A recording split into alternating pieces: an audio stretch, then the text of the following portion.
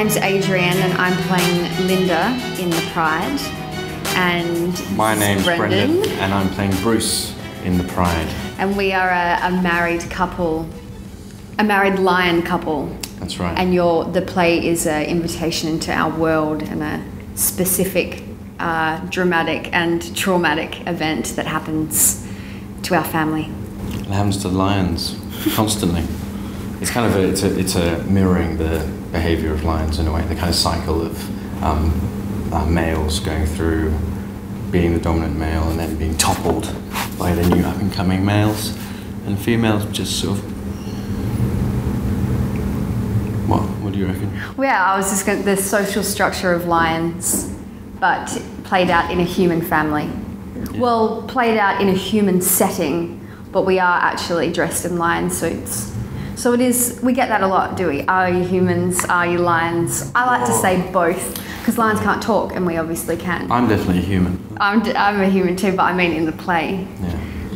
But yeah, and the female lions have to basically just deal with this, and they just have to put up with it. So like they'll have cubs and stuff, and the cubs will get killed by the new lion. It's pretty nasty, brutal. Yeah, very. Which makes for an interesting kind of high drama narrative for a theatre piece, which is what attracted us to the idea in the first place.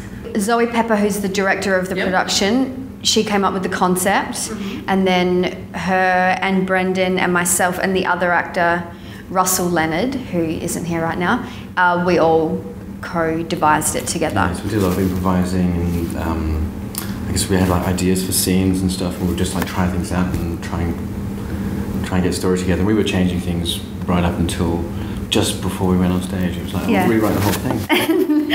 But we didn't quite rewrite the whole thing, no. But bits, definitely, which is kind of one of the good things about devising your own show. And this is almost like another part of the life of the show, the evolution.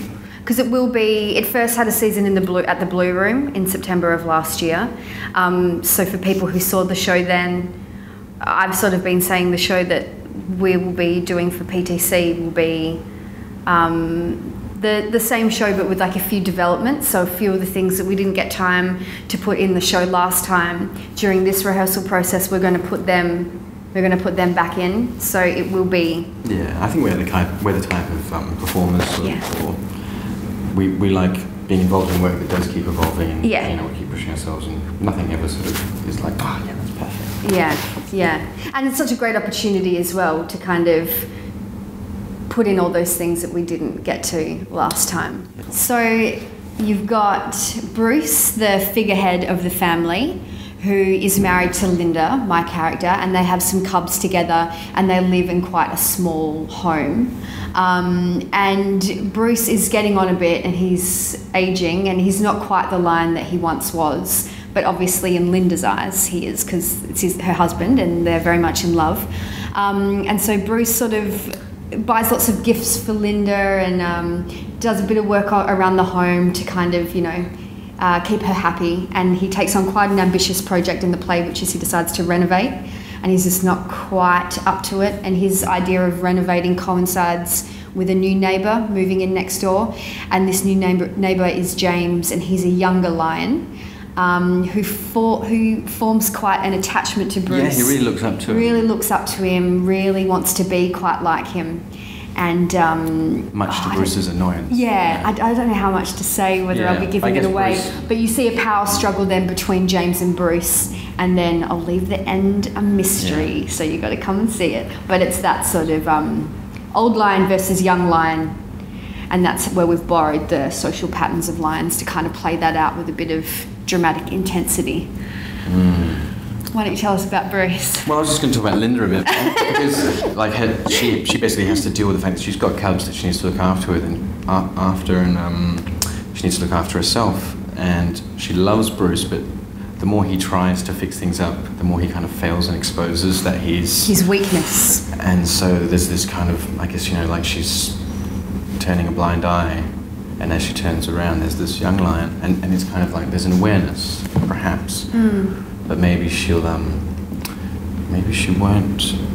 do what you think she's going to do. Yeah, because Linda, I guess, is sort of like, on the surface, she might look like a bit of a 2D kind of homemaker, because she is a wife and a mother and looks after the house and all that sort of thing. But there is a bit more going on, and you get that sort of towards the end, where the same with the lions, you know, like in the wild, the real lions, the women are always in packs, like they're the one, there's always a big group of women and maybe one dominant male and, you know, young male cubs, but it's very much like a women-dominated little society, if you like.